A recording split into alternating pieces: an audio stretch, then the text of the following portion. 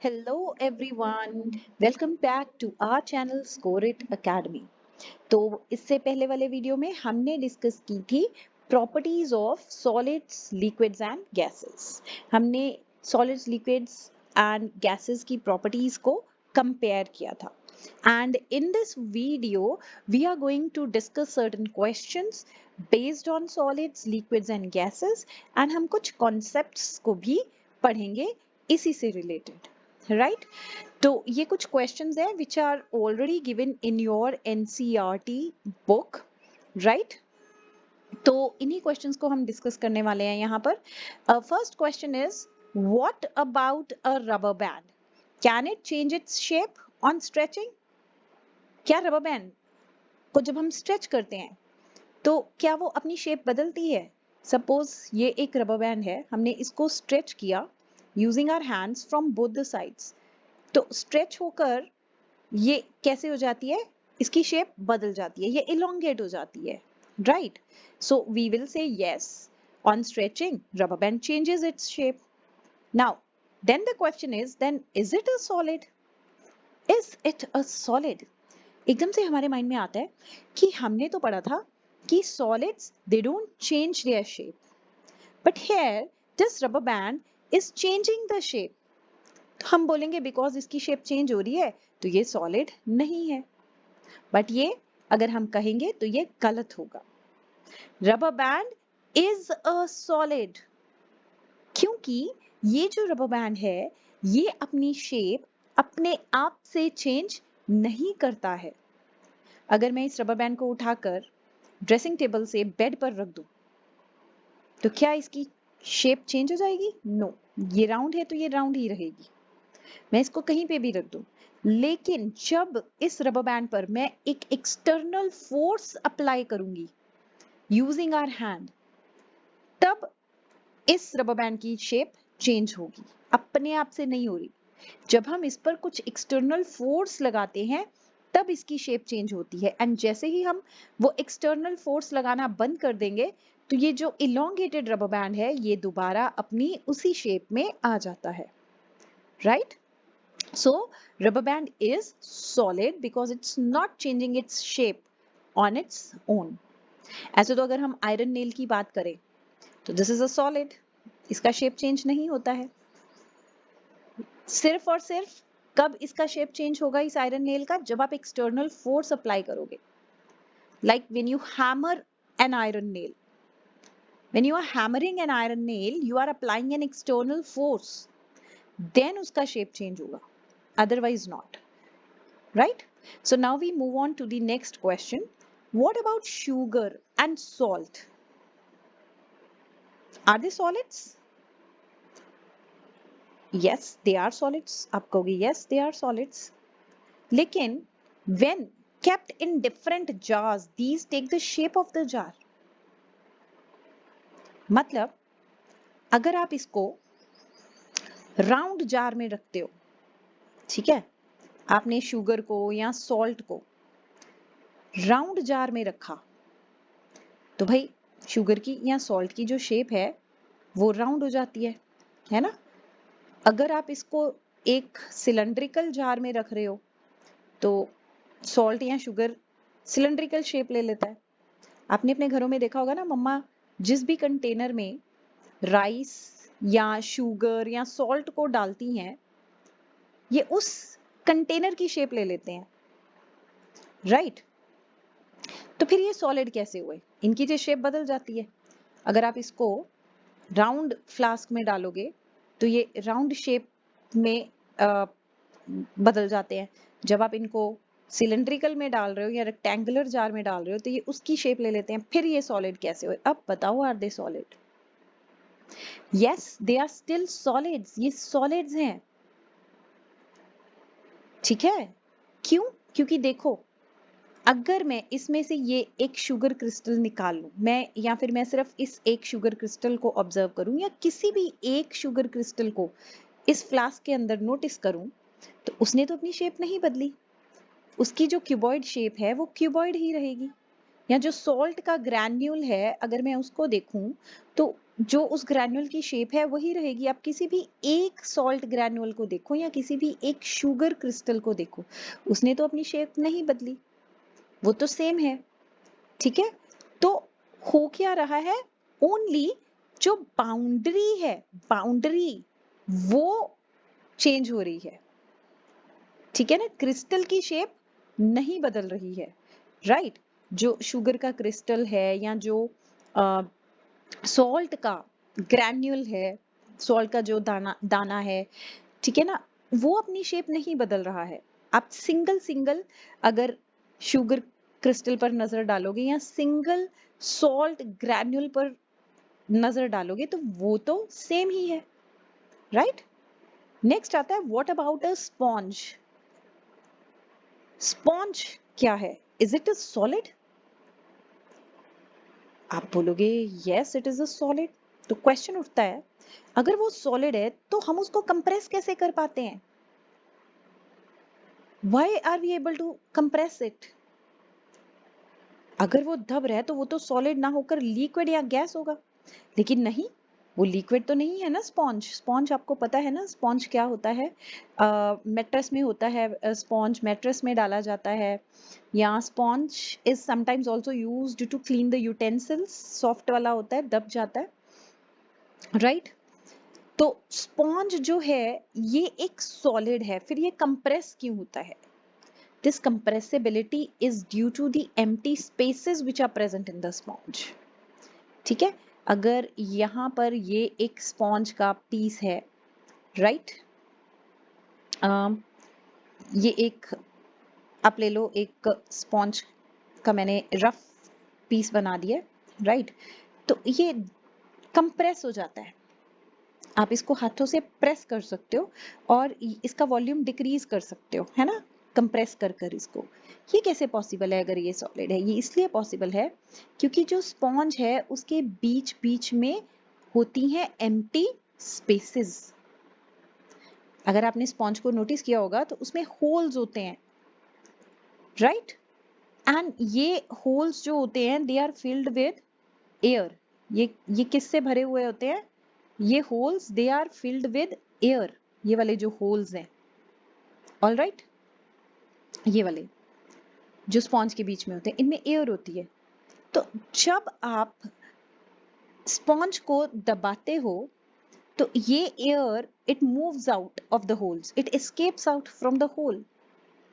तो अब ये जगह खाली हो गई, ये सारी जगह, एंड जब ये जगह खाली हो गई तो आप इसको क्या कर सकते हो, आप इसको कर सकते हो कंप्रेस, ये दब जाती है। Is it clear? तो ये जो आप स्पॉन्ज को कंप्रेस कर सकते हो ये किसकी वजह से है? It is due to the holes present in this solid, right. इनमें से एयर एस्केप कर जाती है और जगह खाली हो जाती है, वैक्यूम क्रिएट हो जाता है, इसकी वजह से आप उसको कंप्रेस कर पाते हो, राइट। अच्छा, यहाँ पर हमने जब प्रॉपर्टीज पढ़ी थी सॉलिड्स, लिक्विड्स एंड गैसेस की, तो हमने पढ़ा था कि गैसेस जो हैं इनकी जो डिफ्यूजन है वो सबसे फास्टर होती है ना। क्यों गैसेस की डिफ्यूजन फास्टर होती है? बिकॉज इसके जो पार्टिकल्स होते हैं they are very very far away from each other. Gases के पार्टिकल्स बहुत दूर दूर होते हैं एक दूसरे से, जिसकी वजह से ये एक दूसरे पर नेग्लिजिबल फोर्स ऑफ अट्रैक्शन लगाते हैं, होता ही नहीं है, ना मात्र फोर्स ऑफ अट्रैक्शन होता है पार्टिकल्स के बीच में। ठीक है, तो जब इन पार्टिकल्स के बीच में फोर्स ऑफ अट्रैक्शन ही नहीं होगा तो they are very very easily able to move in any direction.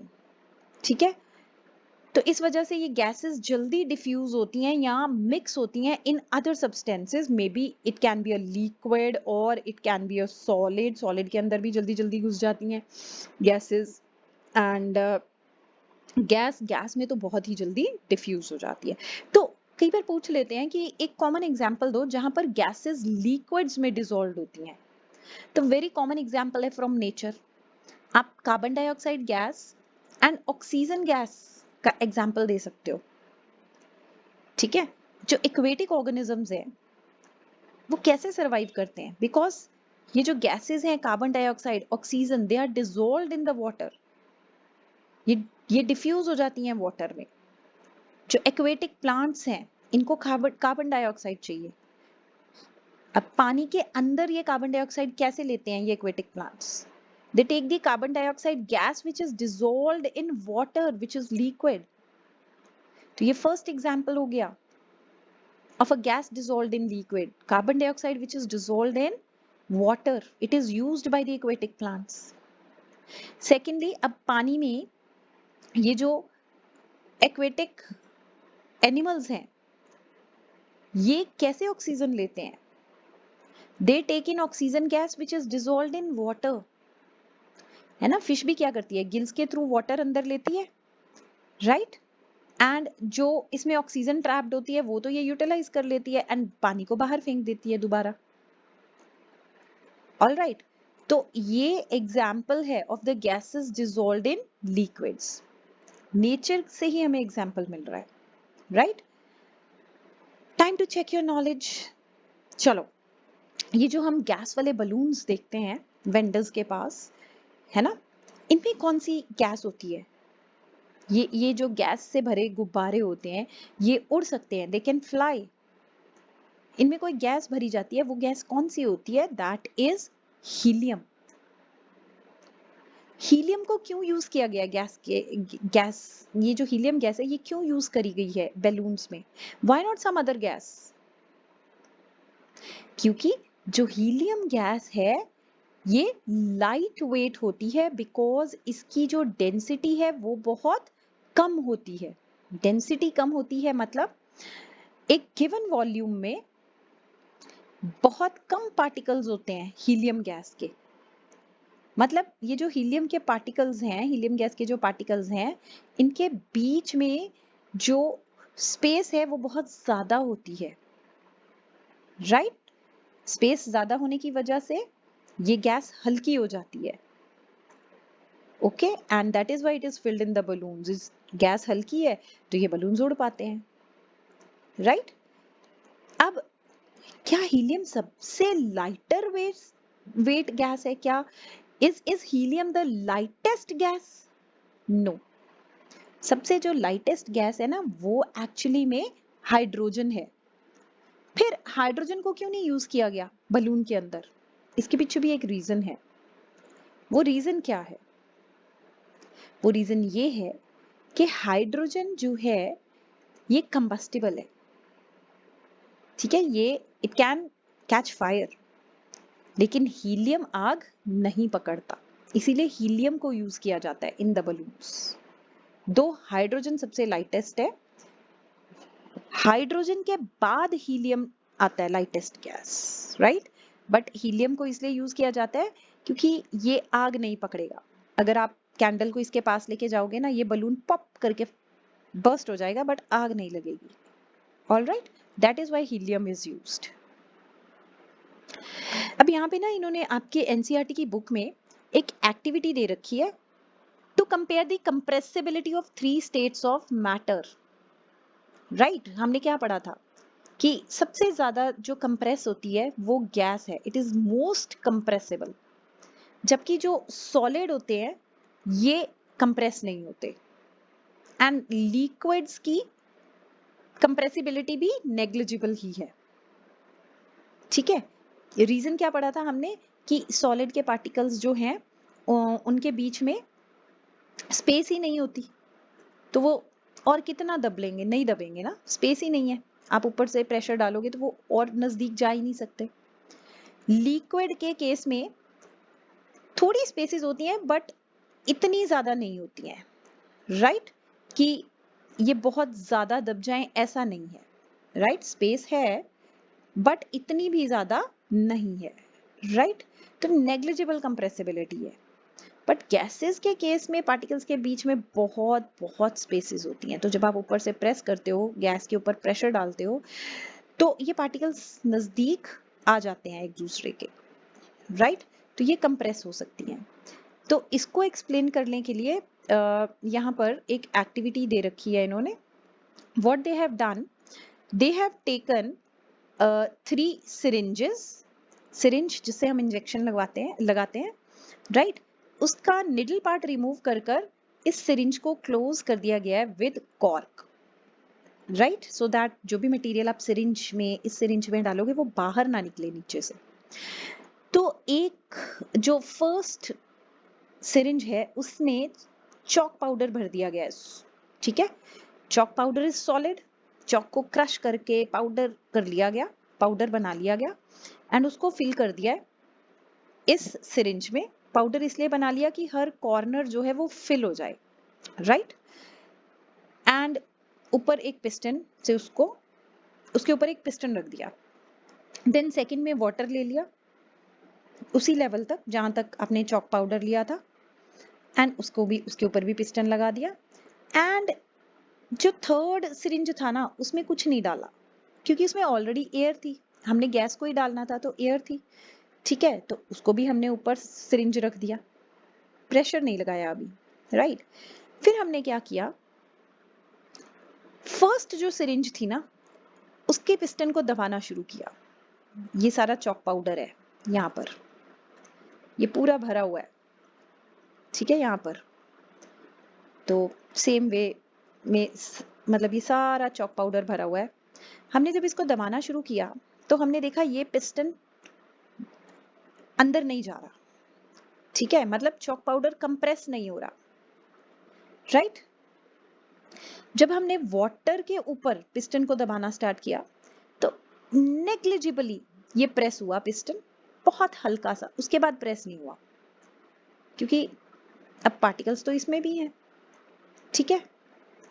तो हल्का सा पानी में हल्का नेग्लिजिबल कंप्रेशन हुआ, फिर उसके बाद पानी नहीं दबा।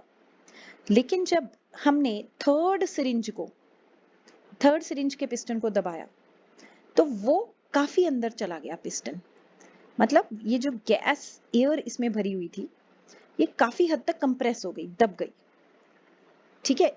इसके पीछे रीजन क्या था कि जो सॉलिड पार्टिकल्स थे, मतलब यहाँ पर जो हमने चॉक पाउडर के पार्टिकल्स लिए थे, ठीक है, चॉक पाउडर के पार्टिकल्स के बीच में स्पेस नहीं था, जगह नहीं थी, तो पार्टिकल्स और पास आ ही नहीं सकते, है ना। सॉलिड पार्टिकल्स तो पहले से ही बहुत नजदीक होते हैं, तो इसलिए इसमें कंप्रेशन कम होता है।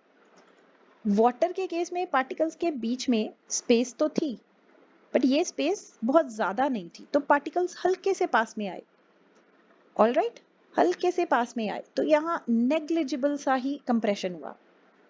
लेकिन गैस के केस में जो पार्टिकल्स थे वो काफी दूर दूर थे, ठीक है। गैस पहले यहाँ तक भरी हुई थी, ये पार्टिकल्स बहुत दूर दूर थे, तो इनको दबा दबा के, क्योंकि इनके बीच में स्पेस बहुत थी, तो ये पार्टिकल्स नीचे नीचे आ सकते थे इस खाली स्पेस को ऑक्यूपाई करने। तो इसको दबाते गए तो पार्टिकल्स पास में आते गए एंड देयरफॉर हमने देखा कि गैस को हम बहुत ज्यादा कंप्रेस कर सकते हैं क्योंकि इसके पार्टिकल्स के बीच में स्पेस बहुत ज्यादा होती है। So you can give this activity to compare the compressibility of three states of matter, कि एक में आप चॉक लेके ट्राई कर सकते हो, फिर लिक्विड और एक में एयर या गैस लेकर, राइट। फिर एग्जाम्पल्स भी पूछ लिए जाते हैं समटाइम्स कि कंप्रेस्ड गैस के एग्जाम्पल्स दो, मतलब कुछ ऐसे एग्जाम्पल्स दो जहां गैस को कंप्रेस कर कर स्टोर किया जाता है। तो एक तो एग्जाम्पल आपके घरों में ही है, आपके किचन में, that is your LPG cylinders. LPG, what is the full form of LPG? Liquefied petroleum gas. ऐसे वाले सिलेंडर्स आपने देखे होंगे घरों में, आपके जो गैस के साथ अटैच्ड होते हैं, गैस स्टोव के साथ, एलपीजी सिलेंडर्स, इनमें गैस कंप्रेस करके भरी गई होती है, राइट। इसमें क्या होता है, जो जब गैस भरते हैं ना, पेट्रोलियम गैस भरते हैं, तो ये जो गैस जब इसमें फिल करते हैं तो इसको ऊपर से प्रेशर लगाया जाता है इस गैस पर, जिसकी वजह से ये पार्टिकल्स जो है ये बहुत नजदीक आ जाते हैं, ये इतने नजदीक आ जाते हैं गैस के पार्टिकल्स कि ये लिक्विड में ही बदल जाते हैं, ऑल राइट। तो इसका मतलब जो आपके एलपीजी सिलेंडर्स हैं इसमें गैस को कंप्रेस कर करके भरा गया है, कंप्रेस करके भरा गया मतलब पार्टिकल्स पास में आ गए हैं तो वो लिक्विड फॉर्म में हो जाते हैं, लिक्विड में बदल जाती है एलपीजी, जो आपकी पेट्रोलियम गैस है, ठीक है। तो जैसे ही आप नॉब को ऑन करते हो तो इसमें से गैस पार्टिकल्स, इसमें से जो पार्टिकल्स है उनको जगह मिल जाती है बाहर आने की, और वो जैसे ही गैस स्टोव के मुंह से बाहर आते हैं, बर्नर से बाहर आते हैं, तो वो फिर से दूर दूर हो जाते हैं और गैस में बदल जाते हैं, right? Is it clear? And इसी तरह से जो हॉस्पिटल्स में ऑक्सीजन सिलेंडर्स होते हैं ना, उनमें भी ऑक्सीजन को कैसे फिल किया गया होता है? इसी तरह कंप्रेस कर करके।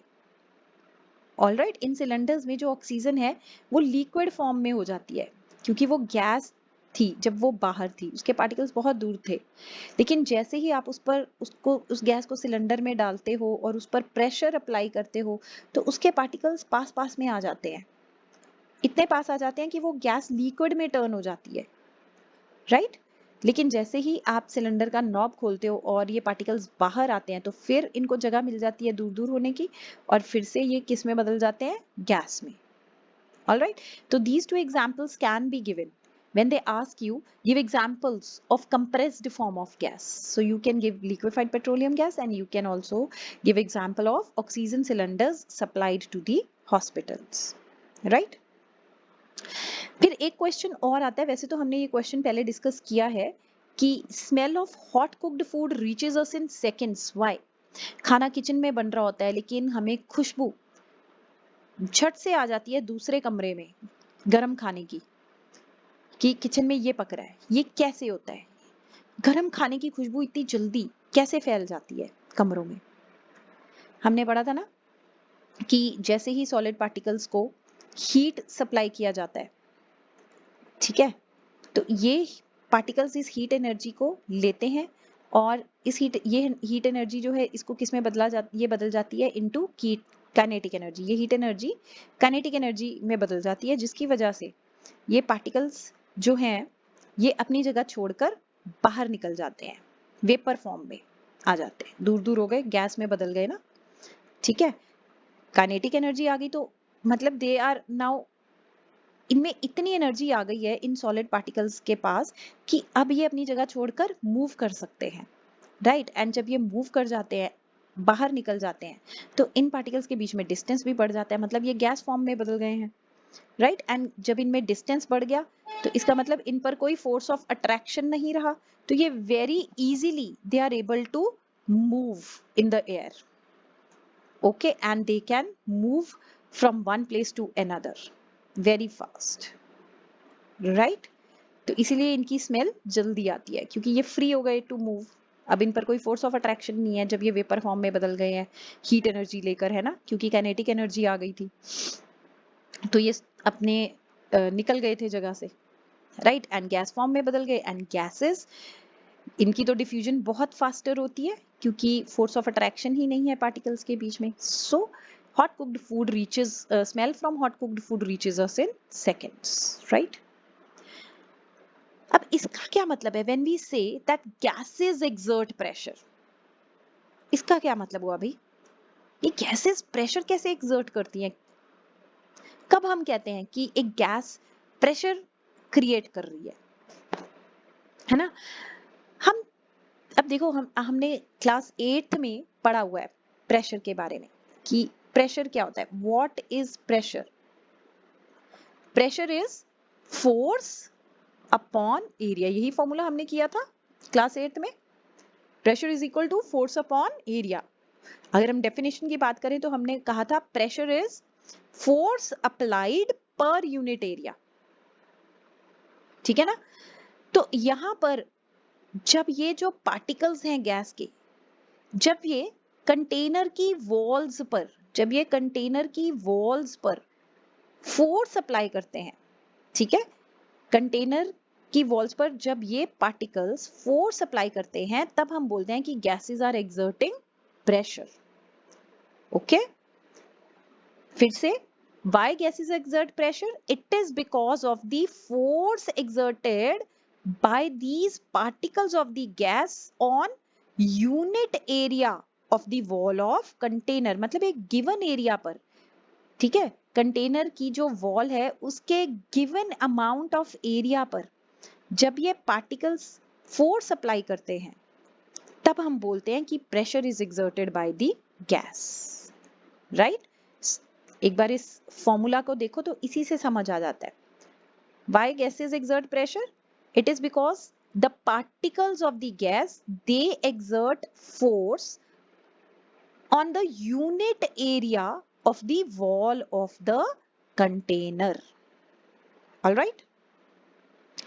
ये आपकी बुक में एक पिक्चर दे रखी है। ये बेसिकली पिक्चर जो है ये दिखाती है मोशन ऑफ द पार्टिकल्स। ठीक है, ये सॉलिड के केस में ये सॉलिड प्लेट का एग्जांपल लिया है इन्होंने, लिक्विड वाटर का एग्जांपल दिया हुआ है, ये बलून के अंदर कोई गैस है उसका एग्जांपल ले रखा है। तो अगर हम इस सॉलिड प्लेट के पार्टिकल्स को देखें तो हम देखेंगे ये पार्टिकल्स बहुत पास पास हैं और इनमें बहुत ज्यादा फोर्स ऑफ अट्रैक्शन है, तो इनमें कोई मूवमेंट शो नहीं होती। लेकिन वहीं अगर हम वाटर मॉलिक्यूल्स को देखें तो ये particles as compare to the solid, इन पार्टिकल्स में आप देखोगे स्पेस ज्यादा है as compare to this first picture, है ना। लिक्विड के पार्टिकल्स में स्पेस ज्यादा है, तो ये अपनी जगह छोड़कर नहीं जा रहे हैं, लेकिन ये अपने आसपास के जो पार्टिकल्स हैं उन पर स्लाइड जरूर होते हैं। ठीक है, ये पार्टिकल इस पे स्लाइड हो जाएगा, इधर को स्लाइड हो जाएगा, तो ये स्लाइड होते हैं। ठीक है, गैसेस में पार्टिकल्स बहुत दूर दूर है, तो देखो इनमें कोई फोर्स ऑफ अट्रैक्शन नहीं है, क्योंकि ये पार्टिकल्स बहुत दूर दूर है तो कोई फोर्स ऑफ अट्रैक्शन नहीं है, तो ये कहीं भी जा सकते हैं। पार्टिकल फ्रीली इधर को जाए, ठीक है, पार्टिकल इधर को जा रहा है, कहीं भी, सब अपनी मर्जी से कहीं पे भी जा सकते हैं। राइट, फिर क्वेश्चंस आते हैं कुछ आपकी बुक में, इनको हम डिस्कस कर लेते हैं and we will finish the chapter here after this questions. Right, next video में हम स्टार्ट करेंगे, अभी तक हमने सिर्फ 3 स्टेट्स ऑफ मैटर पढ़े हैं, लेकिन अब 2 स्टेट्स और पता चली हैं मैटर की, तो उनको हम नेक्स्ट वीडियो में डिस्कस करेंगे। राइट, तो पहले हम ये क्वेश्चंस डिस्कस कर लेते हैं। अब हमें डेंसिटी क्या है पता है। डेंसिटी इज, अगर हम इसको साइंटिफिक टर्म्स में बोले तो डेंसिटी का जो फॉर्मूला है it is mass upon volume. ठीक है, हम डेंसिटी क्या है, हम कहेंगे mass per unit volume of a substance is called density. Mass per unit volume, this is density. मतलब एक गिवन जगह में, एक गिवन वॉल्यूम में कितने पार्टिकल्स किसी सब्सटेंस के प्रेजेंट है या कितना सब्सटेंस एक जगह में प्रेजेंट है, that is density. Mass per unit volume of a substance is called density. तो यहां पर हमें कुछ चीजों के नाम दिए हुए हैं, हमें इनको इनकी डेंसिटी के इंक्रीजिंग ऑर्डर में लगाना है। मतलब जिसकी डेंसिटी सबसे ज्यादा है वो रहेगा एंड में। ऑल राइट, जिसकी डेंसिटी सबसे ज्यादा है वो रहेगा एंड में। तो इसको हम फटाफट से कर लेते हैं। यहाँ पर सबसे पहले तो देखो आपको गैसेस भी दे रखी हैं इस क्वेश्चन में, एयर गैस है, एग्जॉस्ट फ्रॉम द चिमनी ये भी गैस है, लिक्विड्स भी दे रखे हैं जैसे हनी, वाटर, ये लिक्विड्स हैं। फिर आपको सॉलिड्स दे रखे हैं, चॉक, कॉटन, आयरन। तो सबसे पहले तो हम क्या करेंगे, हम सॉलिड्स को पहले कंसिडर करेंगे, फिर लिक्विड्स को, फिर गैसेस को, क्योंकि हमें पता है डेंसिटी किसकी सबसे ज्यादा होती है, सॉलिड्स की, उसी में पार्टिकल्स सबसे पास पास में होते हैं, है ना। तो एक छोटी सी जगह में बहुत सारे पार्टिकल्स आ सकते हैं, मतलब डेंसिटी सॉलिड्स की ज्यादा है। तो हम सॉलिड्स की बात करेंगे तो हमारे सॉलिड्स में आते हैं चॉक, कॉटन, आयरन। तो इनमें से सबसे ज्यादा डेंस कौन होता है, आयरन, है ना।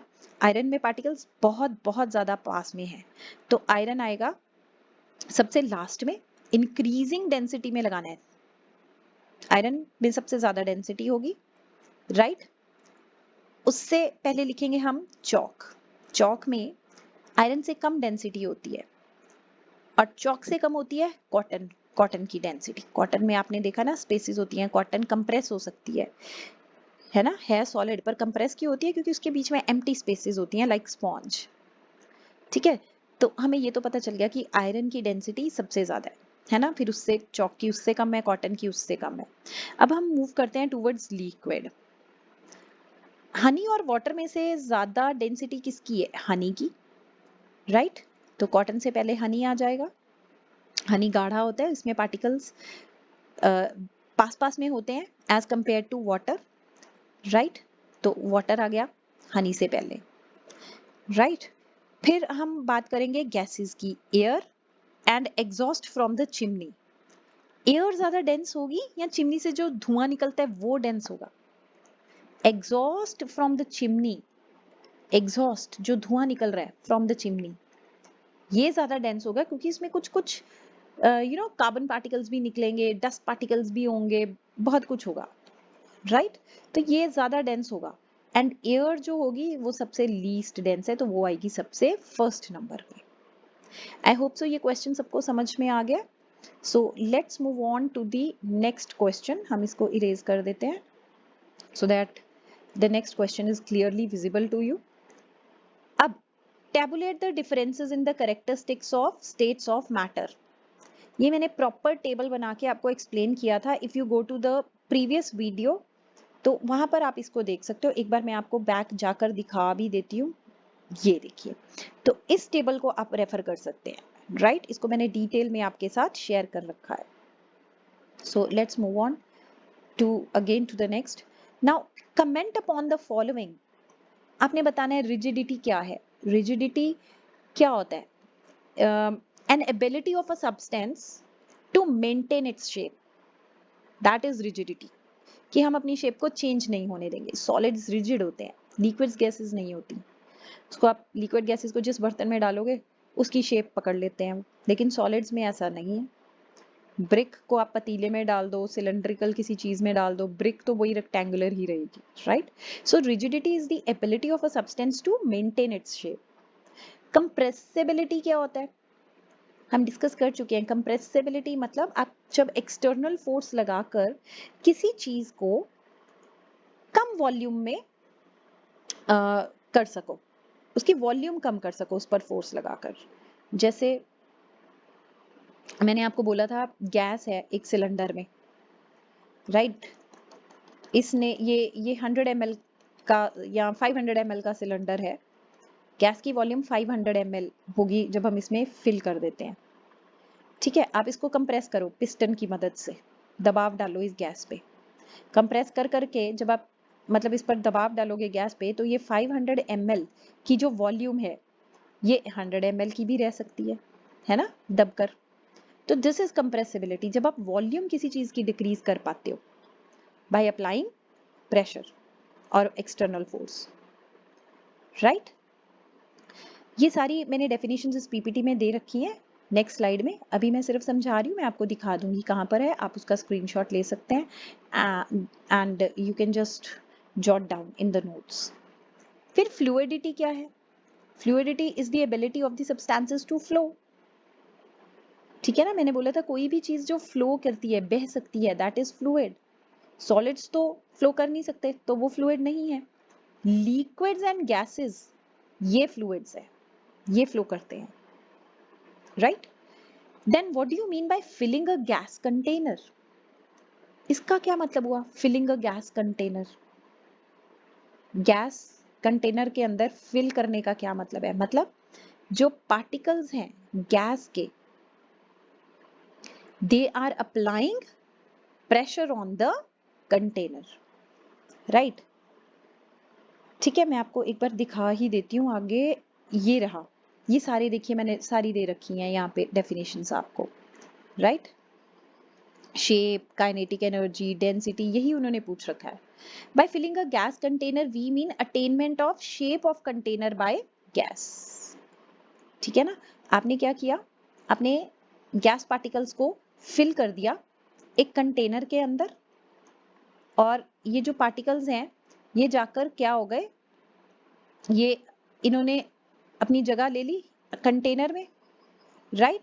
जो कंटेनर की बाउंड्री थी उसके साथ साथ जाकर भी ये गैस के पार्टिकल्स लग गए, इससे ज्यादा बाहर तो जा नहीं सकते। तो जिस भी कंटेनर में आप इसको डालोगे, इसके पार्टिकल्स उसकी बाउंड्री के साथ लग जाएंगे और उसी की शेप ले लेती है gas. So by filling a gas container means that gas is taking the shape of the container. All right?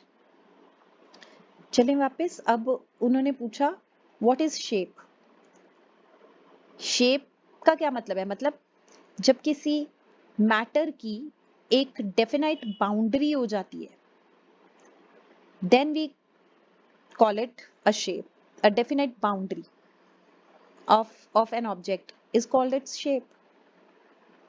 है ना, और वो बाउंड्री चेंज नहीं होती। काइनेटिक एनर्जी क्या होती है? Kinetic energy is the energy of a substance due to its motion. जब भी मैंने बोला, जब भी कोई चीज मूव कर रही है, ये अब कोई चीज मूव कर रही है, ये कैसे पता चलेगा? जब उसकी पोजीशन चेंज होगी with reference to some stationary object. एक पेड़ लगा हुआ है यहाँ पर, कार पहले इस पेड़ के पास थी, हमें कैसे पता चले ये कार चल रही है ना? हमें कैसे पता ये कार मूव हो रही है? हम ये जो स्टेशनरी ट्री है, जो रेस्ट पे है, जो नहीं हिल रहा, इससे कार का डिस्टेंस नोटिस करेंगे ना कि ये चेंज हो गया है, तब हमें पता चलता है कि कार की पोजीशन चेंज हो गई है, and we say that it is in motion.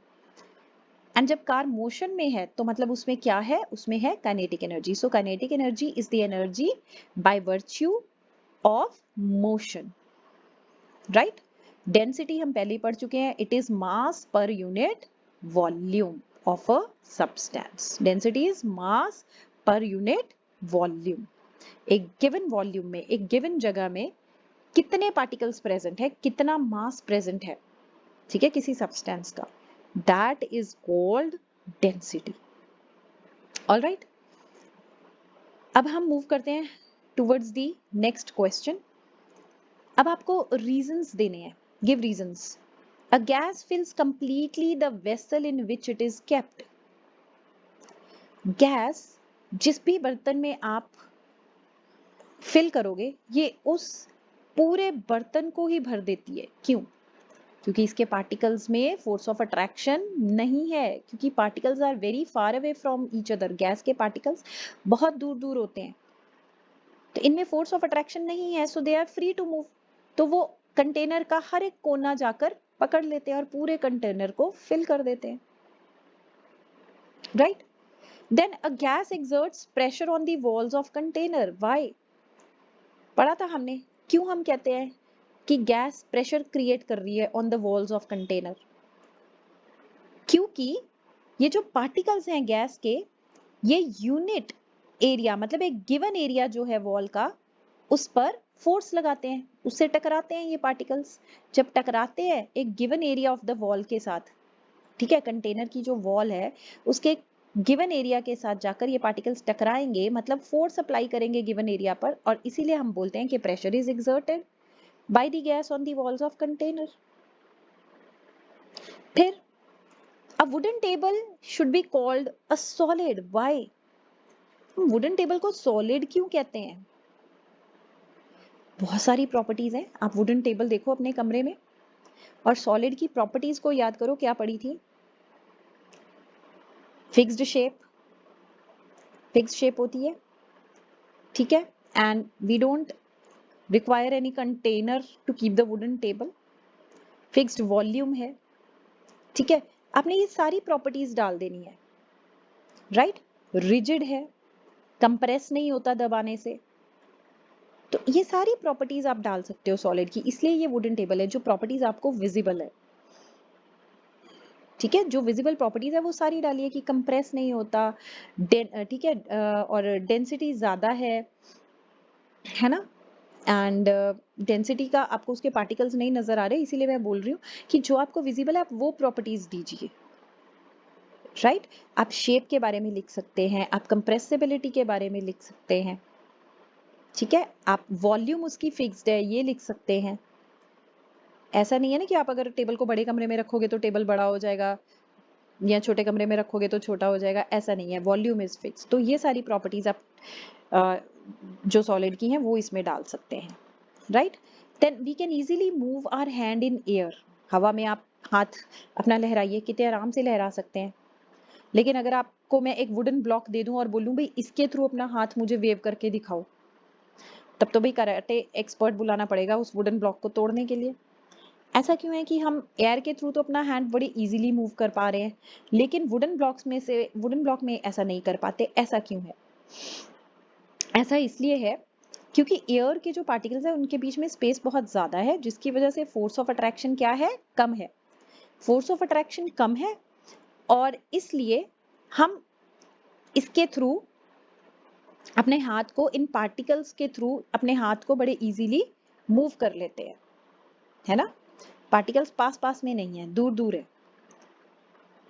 ठीक है, तो नेग्लिजिबल फोर्स ऑफ अट्रैक्शन है, तो ये जो फोर्स ऑफ अट्रैक्शन है बड़े इजीली खत्म हो जाता है अगर होता भी है नेग्लिजिबल अमाउंट। तो जब हम हाथ निकालते हैं ये फोर्स ऑफ अट्रैक्शन बड़े इजीली टूट जाता है और हम इजीली अपना हैंड मूव कर लेते हैं। लेकिन वुड के केस में पार्टिकल्स हैं बड़े पास पास, तो इनमें फोर्स ऑफ अट्रैक्शन भी बड़ा स्ट्रांग है। ठीक है, तो जब हम हाथ एक वुडन ब्लॉक के ऊपर मारते हैं जोर से, तो ये फोर्स ऑफ अट्रैक्शन बड़े स्ट्रांग है, तो ये तो नहीं टूटते, हमारा हाथ जरूर टूट जाता है, राइट। तो हमें कराटे एक्सपर्ट को बुलाना पड़ता है भाई, जो ज्यादा फोर्स अप्लाई कर सके, मतलब इतना फोर्स अप्लाई कर सके जो इनके फोर्स ऑफ, इन पार्टिकल्स के बीच में जो फोर्स ऑफ अट्रैक्शन है इसको ओवरकम कर पाए, राइट, अपनी टेक्निक के साथ। फिर फोर्थ क्वेश्चन आता है कि liquids generally have lower density as compared to solids. Of course liquids की डेंसिटी कम होती है ना, मतलब लिक्विड्स के पार्टिकल्स जो हैं वो दूर दूर होते हैं as compare to the particles in the solids, right. But you must have observe that ice floats on water. Find out why. देखो, लिक्विड्स की डेंसिटी होती है कम एज कंपेयर्ड टू सॉलिड्स, मतलब सॉलिड डेंस होते हैं, इनके पार्टिकल्स क्या होते हैं, बहुत पास पास होते हैं, इनमें खाली जगहें नहीं होती है ना, इसीलिए सॉलिड जो होता है वो हैवी हो जाता है और पानी में डूब जाता है, क्योंकि लिक्विड की डेंसिटी कम होती है सॉलिड से, लिक्विड की डेंसिटी कम होती है, मतलब लिक्विड के पार्टिकल्स दूर दूर होते हैं, तो ये लिक्विड हल्का होता है ना, एंड सॉलिड हैवी हो जाता है, जगह ही नहीं है बीच में, पार्टिकल्स बहुत ज्यादा आ गए कम स्पेस में, तो ये डूब जाता है। लेकिन आइस क्यों फ्लोट करती है लिक्विड वाटर के ऊपर, आइस भी तो सॉलिड है, ये क्यों नहीं डूबती, है ना, क्वेश्चन तो है। सॉलिड है भाई, डूबनी चाहिए थी, डेंसिटी ज्यादा होनी चाहिए थी, ये क्यों नहीं डूबी, सोचो सोचो, ट्राई एंड कमेंट में आंसर करने की कोशिश करो, नहीं आएगा तो वी विल डिस्कस। चलिए इस आंसर को समझते हैं। देखो होता क्या है, it is all due to the structure of ice. जो आइस का स्ट्रक्चर होता है ना वो एक केज लाइक स्ट्रक्चर होता है। देखो पानी में भी वाटर मॉलिक्यूल्स हैं, राइट, एंड जो बर्फ है वो भी पानी की बनी है, तो उसमें भी वाटर मॉलिक्यूल्स हैं, ऐसे ये एक वाटर मॉलिक्यूल बनाया है मैंने, राइट, ऐसे बहुत सारे वाटर मॉलिक्यूल्स होते हैं आइस में भी और वाटर में भी, सिर्फ एक वाटर मॉलिक्यूल का वाटर थोड़ी बना है, या आइस एक वाटर मॉलिक्यूल की थोड़ी बनी है, बहुत सारे ऐसे वाटर मॉलिक्यूल्स होते हैं ना, राइट, जुड़े हुए आपस में। लेकिन फर्क ये होता है कि जो आइस के अंदर वाटर मॉलिक्यूल्स है ना, मैं आपको यहाँ पे दिखाती हूँ, ये वाली डायग्राम यहाँ पे देखिए, ये स्ट्रक्चर है आइस का, इसको हम बोलते हैं cage like structure of water in the ice. ये सारे वाटर मॉलिक्यूल्स हैं, देखिए ये H2O एक मॉलिक्यूल हो गया है ना, ये H2O दूसरा मॉलिक्यूल हो गया, ये तीसरा मॉलिक्यूल है, ऐसे बहुत सारे मॉलिक्यूल्स हैं। अगर आप यहाँ पर इन मॉलिक्यूल्स के बीच की स्पेस को नोटिस करें, ये वाली, तो ये देखो ये कितनी बड़ी बड़ी स्पेसेस हैं वाटर मॉलिक्यूल्स के बीच में, राइट। ये तो है आइस के अंदर वाटर मॉलिक्यूल्स का स्ट्रक्चर, बहुत ज्यादा स्पेस है, बहुत ज्यादा स्पेस है वाटर मॉलिक्यूल्स के बीच में। लेकिन अगर हम लिक्विड वाटर की बात करें ना, उसमें क्या होता है कि ये जो वाटर मॉलिक्यूल्स है ना, इनके बीच में इतनी स्पेस नहीं होती, कम होती है, राइट, इनके बीच में जो स्पेस है ना वो इतनी ज्यादा नहीं होती, कम होती है ये वाली जो स्पेसेस हैं, राइट। इस वजह से अगर मैं देखूं कि अगर हम सेम अमाउंट ऑफ स्पेस लेना, ठीक है, सपोज करो ये मैंने 1 इंच बाय 1 इंच की स्पेस ली है, और ये टुकड़ा भी जो आइस का है वो 1 इंच बाय 1 इंच का है, राइट। तो हम देखेंगे 1 इंच बाय 1 इंच में जो लिक्विड वाटर है ना, उसके अंदर पार्टिकल्स छोटी सी इस जगह में बहुत सारे आ गए हैं, क्योंकि स्पेस कम है ना वाटर मॉलिक्यूल्स में, तो बहुत सारे वाटर मॉलिक्यूल्स आ जाएंगे इस छोटी सी स्पेस में, पास पास में होते हैं, ठीक है। लेकिन वहीं अगर मैं आइस को देखूं, सेम साइज की 1 इंच बाय 1 इंच की आइस को देखूंगी ना, तो इसमें हमें वाटर मॉलिक्यूल्स कम मिलेंगे, क्यों? क्योंकि वाटर मॉलिक्यूल्स के बीच में स्पेस बहुत ज्यादा है, खाली स्पेस ज्यादा है तो मॉलिक्यूल्स कम है। अगर वाटर मॉलिक्यूल्स कम है एक गिवन स्पेस में तो मतलब डेंसिटी कम है, डेंस नहीं है ना, घना जंगल नहीं है, डेंसिटी लेस हो गई आइस की as compared to water. Water के केस में डेंसिटी हाई हो जाती है क्योंकि उसी सेम अमाउंट ऑफ स्पेस में वाटर मॉलिक्यूल ज्यादा हो गए, क्योंकि स्पेस उनके बीच में कम थी तो ज्यादा अकोमोडेट हो गए वाटर मॉलिक्यूल्स, तो वाटर हो गया ज्यादा डेंस। और आइस के केज लाइक स्ट्रक्चर की वजह से, मतलब जो वाटर मॉलिक्यूल्स के बीच में खाली स्पेस है इसकी वजह से बर्फ हो जाती है लेस डेंस। अब डेंसिटी लेस है तो ऑब्वियसली वो फ्लोट करेगी ऑन वाटर, लेस डेंसिटी वाली चीजें ही लिक्विड में फ्लोट करती हैं। Alright, so why ice floats on water though it is solid because it is less dense than water। and less dense क्यों है? उसका स्ट्रक्चर ही ऐसा है भाई, वाटर मॉलिक्यूल्स के बीच में स्पेस बहुत ज्यादा है, खाली स्पेस बहुत ज्यादा है। क्लियर? तो आज के लिए सिर्फ इतना ही। नेक्स्ट वीडियो में हम स्टार्ट करेंगे हमारे next 2 new states of matter जो अभी इतना किसी को नहीं पता है, ठीक है, बीई कंडेंसेट एंड प्लाज्मा। तो आज के लिए हम सिर्फ क्वेश्चन आंसर्स पर ही खत्म करते हैं, हम मिलेंगे अपने नेक्स्ट वीडियो में। Till then bye bye and yes don't forget to like, share and subscribe our channel. Thank you everyone.